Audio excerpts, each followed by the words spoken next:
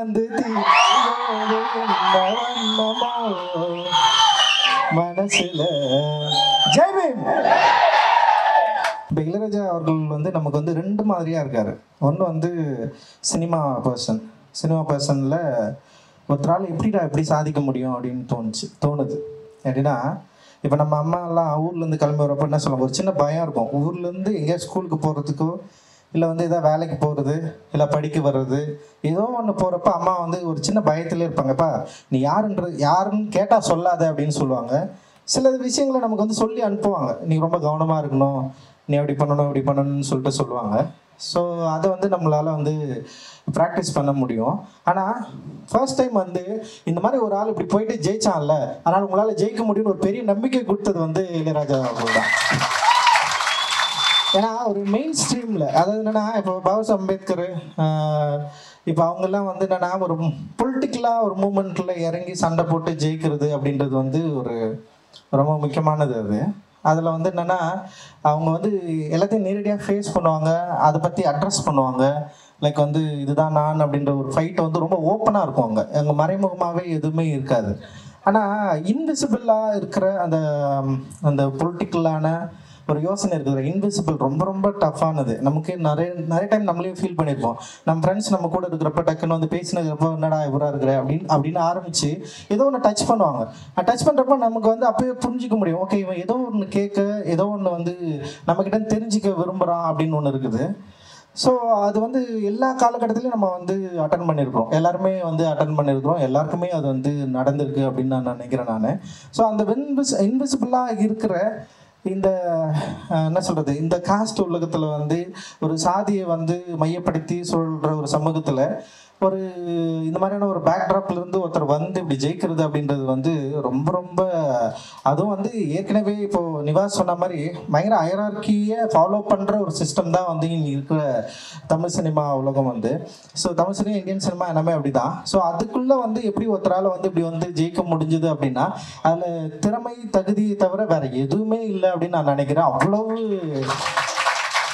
ஏன்னா ஸோ இதில் வந்து இறக்கம் இல்லை, ஐயோ பாவம் அப்படின்னு சொல்லிட்டு இல்லை, இடஒதுக்கீடும் இல்லை. நீங்கள் ஏதாவது இடஒதுக்கீடுல வந்துட்டா கோட்டாவில் வந்துட்டாடா, ஸோ அப்படி எதுவுமே கிடையாது. இங்கே ஸ்ட்ரெயிட் ஃபைட்டு தான். இங்கே பயங்கரமாக இன்விசிபிளாக இருக்கிற ஒரு ஏரியாக்குள்ளே இறங்கி ஒரு ஃபைட் பண்ணி ஒருத்தர் வந்து அப்படி ஜெயிச்சு அப்படி நிற்கிறாருல்ல, அது நிற்கிறப்போ வந்து நமக்கு வந்து அந்த மடை தீரந்து தானே அதில் ஒருத்தர் வந்து அவர் பாடி நிற்கிறப்ப வந்து நம்ம அதை கேட்குறப்ப வந்து நமக்கு வந்து இதுதான் வைப்பு, அதுதான் அவரோட வீடியோ வேறு அதில் இருக்கும். அந்த விஷுவலில் செம்ம சூப்பராக இருக்கும். அப்படி பார்க்குறப்பவே நமக்கு வந்து பெரிய உற்சாகம் இருக்கும்.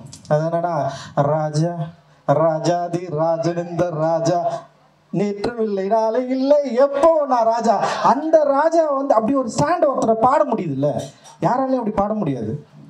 என்னால் கூட வந்து நான் நிறைய டைம் வந்து என்னுடைய ஒர்க்கு அந்த வித்யாகர்வம்னு சொல்லுவாங்க, சந்திர சார் வந்து இதை பற்றி நிறைய எடுத்திருக்காரு, கிளாஸிக் பண்ணியிருக்காரு. வித்யா கர்வம் அப்படின்னு சொல்லுவார். ஒரு ஆர்டிஸ்ட்டுக்கு ஒரு கர்வம் இருக்குது இல்லை, அந்த ஆர்டிஸ்ட்டுக்கு கர்வம் வந்து ரொம்ப சாதாரணமாக வந்துடாது. அந்த கர்வம் எப்போ வரும்னா தன்னுடைய ஒர்க் ஆஃப் ஆர்ட் மேலே எந்த அளவுக்கு ஒருத்தன் தீவிரமாக ஒரு நம்பிக்கை வச்சிருக்கான்ல, அந்த நம்பிக்கையின் அடிப்படையில் தான் வந்து அந்த கர்வமே வரும். அந்த கர்வம் வந்து ஒரு ஆளை வந்து பார்த்து இன்னைக்கு வரைக்கும் வந்து அப்படியே பார்த்து மறந்து போய் நின்று ஒரு பெரும் வழிகாட்டியாக பெரும் வெளிச்சமாக இருக்கிற ஒரு ரோல் இருக்குது இல்லை இளையராஜா அவர்களுக்கு. சினிமாவை தாண்டி ஒரு பெரும் வெடிப்பாக தான் நான் பார்க்குறேன். இசை புரட்சியில் மட்டும் இல்லாத ஒரு சமூக தளத்தில் ஒரு பெரிய வெடிப்பாக இளையராஜா அவர்கள் நமக்கு முன்னாடி இருக்கிறாரு. அவரை பார்க்குறப்ப நமக்கு அப்படிதான் எனக்கு தோணுது.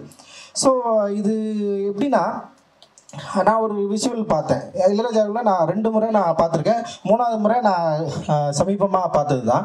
ஃபர்ஸ்ட் டைம் வந்து நான் கோவா படம் ஒர்க் பண்ணுறேன்னு நினைக்கிறேன். அப்போ யுவன் சாரை பார்க்கறதுக்காக ஒரு வீட்டுக்கு போகிறப்போ திடீர்னு ஒருத்தர் வெள்ளை ட்ரெஸ் போட்டு அப்படி வெளியே வந்து நின்னார். பார்த்துட்டு எனக்கே வந்து ரொம்ப சந்தோஷமாயிடுச்சு. ஆனால் அவரை பார்க்கணுன்ற எண்ணத்தில் நான் போகல. பட் ஆனால் அவர் பார்த்தோன்னே வந்து எனக்கு ஒரு பயங்கர ஒரு வைப் க்ரியேட் ஆச்சு. அது எப்படின்னா, நான் ஹாஸ்டலில் படிச்சுட்டு இருந்தேன். ஹாஸ்டலில் படிக்கணும்னு எனக்கு பயங்கர ஆசை சின்ன வயசில். ஏன்னா ஹாஸ்டல்னால் என்ன, நம்ம இந்த படங்களில் பார்க்குற ஹாஸ்டல் நான் நினச்சிட்டேன். அந்த ஹாஸ்டலில் படிச்சுன்னு வச்சுக்கேன், நம்ம ஒரு தனியாக ஒரு ரூம் இருக்கும், ஒரு பெட் இருக்கும், அப்படி நமக்கு வந்து விளையாடுறதுக்கு ஒரு கிரவுண்ட் இருக்கும், நமக்கு ட்ரெஸ்ஸு வேறு மாதிரி தருவாங்க அப்படின்னு நினச்சி நான் என்ன பண்ணேன், எங்கள் அப்பாவை டார்ச்சர் பண்ணேன். எப்படியாவது ஓரளவுக்கு நல்லா படிக்கணும்னு ஒரு ஆசை வேறு. நான் படித்த ஸ்கூல் வந்து எனக்கு பெருசாக வந்து சப்போர்ட் பண்ணவே இல்லை. நான் 5th வரைக்கும் நல்லா படித்தேன். 6th வந்து நிறைய பாடங்களில் வந்து ஃபெயில் ஆகிட்டேன். எனக்கு ஒன்றுமே புரியல, எப்படா படிக்கிறதுனே தெரியல. சரி ஹாஸ்டலில் போனால் நல்லா படிக்கலாம், ஒரு நல்லா ஹாஸ்டலில் போய் சேர்ந்துலான்னு சொல்லிட்டு நான் ட்ரை பண்ணுறப்ப எங்கள் அப்பா எனக்கு கூட்டு போய்ட்டு ஒரு ஹாஸ்டலில் சேர்த்தாரு. அந்த ஹாஸ்டல்னா சாதாரண ஒரு வீடு வந்து கவர்மெண்ட் வந்து என்ன பண்ணுதுன்னா, அதை இப்போ கவர்மெண்ட் சப்போர்ட்டட் ஹாஸ்டல் தான் அது. கவர்மெண்ட் என்ன பண்ணுதுன்னா ஒரு வீடை வந்து ஹையர் பண்ணி அதில் வந்து பசங்களை தங்க வச்சு சாப்பாடு போட்டு எனக்கு வந்து ரொம்ப அழையாக வந்து சேர்த்துட்டு எங்கள் அப்பா பண்ணி சேர்த்துட்டு 50 பைசா கொடுத்துட்டு போயிட்டேன்ட்டார் அவர். அது ஒரு பெரிய கவர்மெண்ட் ஸ்கூல் அது. எனக்கு வந்து அன்னைக்கு போயிட்டு நான் வந்து ஈவினிங்கு புக்கை திறந்து அப்படி பார்க்குறேன், கண்ணிலேருந்து அப்படியே கண்ணீராக ஊற்றுது. எனக்கு தெரியல, நான் எதிர்பார்த்த ஹாஸ்டல் இது கிடையாது. நான் நினச்சி இந்த பன்னீர் புஷ்பங்களில் ஒரு ஹாஸ்டல் ஊட்டியில் போயிட்டு பயங்கரமாக சரி அப்படி ஒரு ஹாஸ்டலில் தான் அப்பா சேர்ப்பாருன்னு நினச்சேன். ஆனால் என்னடா இப்படி ஒரு ஹாஸ்டலில் வச்சேன்னு சொல்லிட்டு அழுதுன்னு இருக்கிறப்ப அங்கே வந்து நான் ஓடிடணும்னு நினச்சேன். நினச்சேன். எனக்கு ஒன்றுமே புரியல, எங்கே ஓடுறது என்னன்னு எனக்கு தெரியவே இல்லை. ஒரு 3வது நாள் வந்து டெய்லி ஈவினிங் வந்து ப்ரேயர் நடக்கும். நான் ப்ரேயர் பண்ணிட்டு இருக்கிறோம், எல்லாருமே நின்று அப்படியே பாட்டு பாடிட்டு, கவர்மெண்ட் ஹாஸ்டல்ன்றதுனால ஒவ்வொரு நாள் ஒவ்வொரு சமயம் சம்மந்தமான ஒரு ப்ரேயர் நடக்கும். ஏதோ ஒரு பாட்டு பாடிட்டே இருக்கும். திடீர்னு ஒயிட் சட்டை போட்டு எங்கள் அப்பா வந்து நின்னாரு. பார்த்தோன்னே என் நெஞ்சு அப்படியே வெடிச்சு ஓடி போயிட்டு எங்கள் அப்பா கட்டி வச்சுப்பா என்னை இங்கே கூட்டு போப்பா அப்படின்னு. சரி அப்பாவை பார்த்த உடனே ஒன்று வெடிச்சது இல்லை, ஒரு பயங்கரமான அதுதான் வந்து ஃபர்ஸ்ட் டைம் இளையராஜா அவர்களை பார்த்தோன்னே எனக்கு வந்து தோணுச்சு.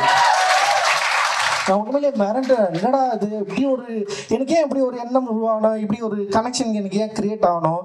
லைக் அப்படி நான் யோசிக்கிறப்ப திடீர்னு எங்கள் அம்மா எல்லாருமே நினைவுக்கு வந்தாங்க. ஓகே நீங்களாம் போகிறப்போ நீ இப்படி இருக்கணும் அப்படி இருக்கணும், உன்னால் இப்படி ஜெயிக்க முடியும் அப்படின்னு சொல்லிட்டு ஒரு சொல் வந்து நமக்கு வந்து ஒரு ஆசீர்வாதமாக ஒரு நம்பிக்கை கொடுக்குதில்ல. அந்த நம்பிக்கையாக இருக்கிற ஒரு மனிதரை நான் நேராக பார்த்தேன். அவர் வந்து இசைக்கலைஞரா இல்லை யாரா அப்படின்னு எனக்கு தெரியல. ஆனால் எனக்கு வந்து கிட்டத்தட்ட வந்து ஒரு பெரிய தரிசனம் மாதிரி தான் இருந்தது. ஸோ அது வந்து நான் வந்து பயங்கரமாக எக்ஸ்பீரியன்ஸ் பண்ணேன் ஃபர்ஸ்ட் டைம். 2வது டைம் வந்து லேடி ஆண்டால் அந்த ஆடிட்டோரியம் இருக்குது, அங்கே போகிறப்போ இளையராஜா அவர் வராருன்னு எனக்கு தெரியும். அதனால தான் அவரை பார்க்கறதுக்காக நான் போனேன். அவர் வராரு, ஸ்டேஜில் இருக்காரு. அங்கே ஒரு பெரிய பிராமின் பண்டிட் வந்து அப்படியே அவர் காலில் விழுந்தார். எனக்கு வந்து அதை பார்த்த உடனே வந்து பயங்கர சந்தோஷமாயிடுச்சு. என்னடா இவர் வந்து எல்லாரையும் காலில் விழ வைக்கிறாரு. ஸோ காலில் விழுந்து எனக்கே பிடிக்காது. ஆனால் அந்த இடத்துல வந்து ஒரு காலில் விழுந்ததை பார்த்த உடனே வந்து அந்த இமேஜ் வந்து அப்படியே தலைகீழாக மாற்றுறது இருக்குதுல்ல, ஒரு வரலாற்றை ஒரு சமூக எண்ணத்தை அப்படியே தலைகீழாக மாற்றி ஒருத்தனை வந்து அப்படி படுக்க போடுறது இருக்குல்ல, அது வந்து எனக்கு வந்து பயங்கரமாக என்னை வந்து என்னை பார்த்தோன்னே அப்படி எனக்கு தோணுச்சு. ஸோ அதுக்கப்புறம் வந்து அந்த இமேஜ் வந்து பார்க்குறப்போ அதை தேடிய ஒரு அரசியல் தான் நம்ம வந்து தொடர்ந்து நம்ம பேசிகிட்டே இருக்கிறோம். லைக் வந்து அதை பற்றி தான் டிஸ்கஸ் பண்ணிகிட்டே இருக்கிறோம். அதுதான் நமக்கு தொடர்ந்து போயிட்டே இருக்குது. சரி இது வார் தான் actually. It is not like அது சும்மா எல்லாம் கிடையாது. ஒருத்தர் வந்து இப்படி வந்து நின்று ஒருத்தரை வந்து அவர்கள் வந்து தனக்கு கீழே அப்படி முட்டி போட்டு நிற்கி பார்க்கறது இருக்குல்ல, இது ஒரு வார். இது வாரில் மட்டும்தான் நடக்கும். ஸ்வாட் சண்டை போட்டுகிட்டே இருக்கிறப்ப கடைசியில் வந்து கத்தியில் அதை என்ன பண்ணும், அப்படி குனிஞ்சு ஐயா என்னை மன்னிச்சு விட்டுருங்கன்னு சொல்லுவான்ல. இல்லை வந்து ஒரு போர் வீரன் முன்னாடி வந்து நிராயுத பாணியாக ஒருத்தர் வந்து அப்படி நின்று வந்து மண்டிடுவான்ல, நான் தோத்துட்டேன்னு சொல்லுவான்ல. அந்த தோல்வியை அந்த வெற்றியை வந்து அந்த இமேஜில் வந்து நான் வந்து பார்த்தேன். பயங்கரமான ஆக்சுவலாக ஒரு பெரிய வெற்றி அது. அந்த வெற்றி அவருக்கு மட்டும் இல்லை, அது எனக்குமானது, எல்லாருக்குமானது. அது அப்படியே தூக்கி கொண்டாட வேண்டிய ஒரு வெற்றியாக அது இருந்தது. ஸோ அப்போ இளையராஜா அவர்கள் என்பது மரபின் தொடர்ச்சி. அவர் வந்து தனியாக அவரை நினச்சிக்கலாம், அவர் தனியாக ஆளுன்னு கூட நினச்சிக்கலாம். அவருக்கு ஒரு எண்ணம் இருக்குது, அவருக்கு ஒரு யோசனை இருக்குது. ஆனால் என்னை பொறுத்த வரைக்கும் அவர் ஒரு மரபின் தொடர்ச்சி. என்ன மரபு, அதுதான் ரொம்ப முக்கியமானது. ஸோ சமீபத்தில் வந்து நான் வந்து இந்திர தேசத்து சரித்திரம்னு சொல்லிட்டு அயோத்தியாச பண்டிதருடைய புத்தகம் வந்து நான் வந்து படித்தேன். உண்மையிலேயே பயங்கரமான ஒரு இன்டெலெக்சுவல் தான். லைக் வந்து என்ன சொல்கிறது,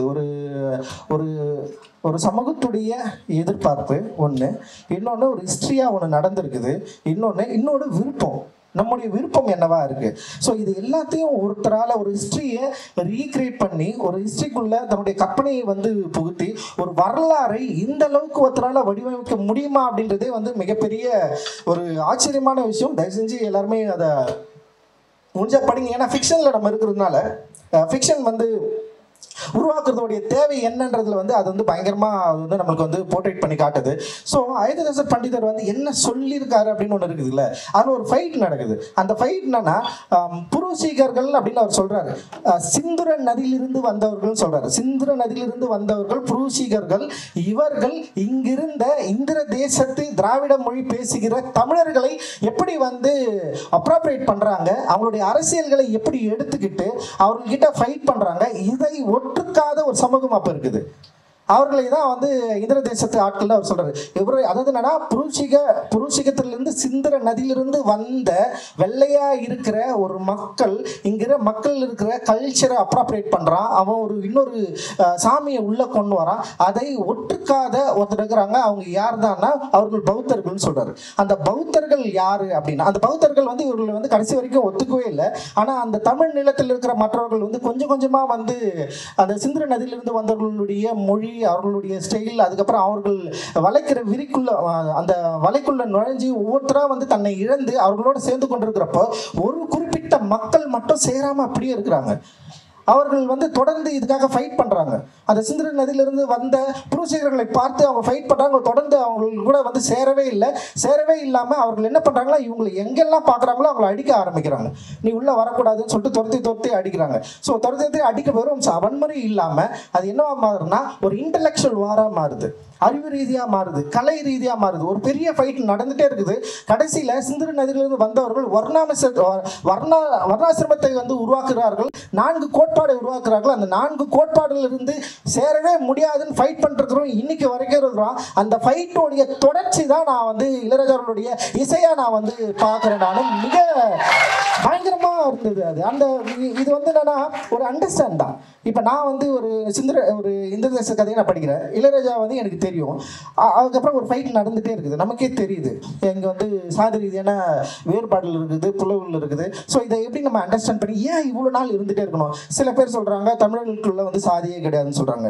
இன்னைக்கு வந்து போவேல் சாமின்னு நினைக்கிறேன், அவருடைய புத்தகம் படிக்கிறப்போ அவர் சொல்கிறாரு 8வது 9ஆம் நூற்றாண்டுலேயே வந்து சாதி வந்து பயங்கர ஸ்ட்ராங்காக வந்து தமிழகத்தில் வந்துச்சு. வர்ணாசிரம முறைப்படி வாழ ஆரம்பிச்சிட்டோம். இங்கே இருக்கிற எல்லா என்ன சொல்கிறது ராஜாக்களும் வந்து மனுவை ஃபாலோ பண்ணி வந்து அரசை ஆள ஆரம்பிச்சிட்டாங்கன்னு சொல்றாங்க. கிட்டத்தட்ட வந்து தமிழர்கள் சாதியாக நிலங்களாக பிரிந்திருக்கிற ஒரு சமயத்துல ஒரு குறிப்பிட்ட சமூகம் தொடர்ந்து வந்து இந்த சாதிக்கு எதிராக ஃபைட் பண்ணிட்டு இருக்காங்கன்னா ஒரு கல்ச்சரல் ஃபைட்டு கிட்டத்தட்ட பல நூற்றாண்டுகளாக நடந்து கொண்டிருக்கிறது. அந்த பல நூற்றாண்டுகளாக நடந்து கொண்டிருக்கிற அந்த கல்ச்சரல் ஃபைட்ல இன்னைக்கு மெயின் ஸ்ட்ரீம்ல எதெல்லாம் நவீனம், எதெல்லாம் இசை, எதெல்லாம் புனிதம், இதெல்லாம் தான் புனிதம், இது வந்து புனிதம் அற்றது, இது புனிதம் கிடையாது, இங்கிருந்து ஒருத்தனால இசைக்க முடியாது, இங்கிருந்து ஒருத்தனால படிக்க முடியாது, இங்கிருந்து ஒருத்தனால பாட முடியாது, அவன் அறிவற்றவன். அப்படியே அவன் அறிவாளியா இருந்தான்னா அவன் வந்து ஒரு மிக்ஸ்டு காஸ்டுக்கு பிறந்தவன். திருவள்ளுவரே அப்படிதான் சொல்லிட்டாங்க, அம்பேத்கர் அப்படிதான் சொல்லிட்டாங்க. இப்ப நம்ம ஏதாவது பேசணும் வச்சுக்க, இவன் பின்னாடி சூழ்ச்சி இருக்குது, இவன் சூழ்ச்சியோட வந்து பேசுறான், அப்ப என்னை எங்கடா அக்செப்ட் பண்ணிப்பன்னு ஒரு கேள்வி இருக்குதுல்ல. இது எல்லாத்தையும் வந்து தவிடு பொடியாக்கி அடு உடைச்சிருந்து மிகப்பெரிய ராசாவாக திகழ்வது தான் நம்முடைய இளையராஜா. ஏன்னா ஒண்ணுமே பண்ண முடியாது, டிக்ளேர் பண்ணிட்டாரு. அவருடைய ஆர்ட்ல நீ அவரை ஒண்ணுமே பண்ண முடியாது, மறந்து போயிட்டானுங்க, சும்மா கிடையாது. அதுதான் அம்பேத்கர் திருப்பி சொல்லுவாரு, அக்செப்டேஷன் அப்படின்னு சொல்லுவாரு. நம்ம எதுக்கு போராடிட்டே இருக்கிறோம்னா எதிரில் இருக்கிற மனுஷன் நம்மளை அக்செப்ட் பண்ணிக்கணும். ஸோ எதிரில் இருக்கிற மனுஷன் நம்மளை ஏன் அக்செப்ட் பண்ணணும் அப்படின்ற ஒரு கேள்வி இருக்குதுல்ல, அது இரக்கத்தாலையா இல்லைன்னு சொல்றாரு. அப்போ விவாதம் பண்ண, உன்னுடைய அறிவால, உன்னுடைய திறமையால நீ அவனை யார் என்பதை அவனுக்கு இனம் காட்டுன்னு சொல்றாரு. நீ தவறா இருக்கிற, நீ தப்பா இருக்கிற, வர்ணாசிர தர்மத்தை நீ வந்து ஃபாலோ பண்ணிட்டு இருக்கிற, உனக்கு இவ்வளவு பிரச்சனைகள் இருக்குது, உன்னால நான் இப்படி பாதிக்கப்பட்டிருக்கிறேன்றத அவனுக்கு சொல்லி புரிய வச்சு அதுக்கு எதிரான ஒரு ஃபைட்டை நீ ஸ்டார்ட் பண்ணி ஃபைட் பண்ணி அவனால உன்னை நிராகரிக்க முடியாத ஒரு ஆளாக நீ எப்படி மாறி நிற்கிறையோ அங்கதான் நம்மளுடைய வெற்றின்னு சொல்றாரு. ஸோ இளையராஜா அவர்கள் அவருடைய இசையிலும் சரி, அவருடைய இருப்பிலும் சரி, நிராகரிக்க முடியாத மிகப்பெரிய வீரனா நமக்கு முன்னாடி நிற்கிறாரு. அந்த வீரனை நம்ம வந்து இங்க கொண்டாடிட்டு இருக்கிறோம் அப்படின்றதுல எனக்கு வந்து மிகப்பெரிய மகிழ்ச்சி அண்ட் சந்தோஷம். உங்களை எல்லாரையும் பார்க்கறதுல வந்து எனக்கு வந்து ஒரு பெரிய ஒரு உற்சாகம் இருக்குது. ஏன்னா இது வந்து ஏதோ ஒரு குறிப்பிட்ட ஒரு வரையறைக்குள்ள நிகழ ஒன்னா நான் பார்க்கல. இது நம்ம எல்லாருமே புரிஞ்சுக்கணும். இந்த அரசியலை நம்ம புரிஞ்சுக்கலன்னா ஏன் தமிழ் நிலத்துக்குள்ள இப்படி ஒரு பிரிவுகள் இருக்கு, நம்ம ஏன் இவ்வளவு பாகுபாடு குளோட இருக்கிறோம், இன்னும் ஏன் இது தொடர்ந்துட்டே இருக்கு, இதுக்கான பதில் என்ன அப்படின்னு தேடணும்னு வச்சுங்களேன். நிறைய டெக்ஸ்ட் இன்னைக்கு இருக்குது. அந்த டெக்ஸ்ட் முரசுகளின் தொடர்ச்சியா, அதோட சண்டையின் தொடர்ச்சியா தான் இளையராஜா அவர்கள் நமக்கு முன்னாடி இருக்காரு. அவருடைய வெற்றியை, அவருடைய இருப்பை கொண்டாடுவதன் மூலமாக நம்ம அந்த மரபில் தொடர்ச்சியான ஆட்களா நம்மளும் மாறுறோம். அந்த மரபிலுடைய போரில் எத்தனை பேர் ஃபைட் பண்ணி எத்தனையோ பேர் ஒரு இடத்துல போய் அப்படி ரீச் ஆயிருக்காங்க, அவங்களால முடிஞ்சு நிறைய கிரியேட் பண்ணியிருக்காங்க. ஸோ நம்மளும் அந்த மரபுல, அந்த சண்டையில, அந்த சண்டைக்காரர்களாக, போர் வீரர்களாக நம்மளும் வந்து இணைஞ்சிருக்கிறோம் இங்க.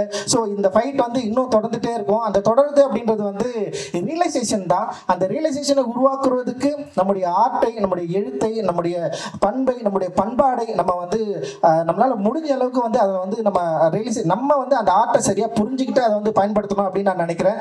மகிழ்ச்சி. ஜெய்பீம். ரொம்ப நன்றி. Thank you thank you.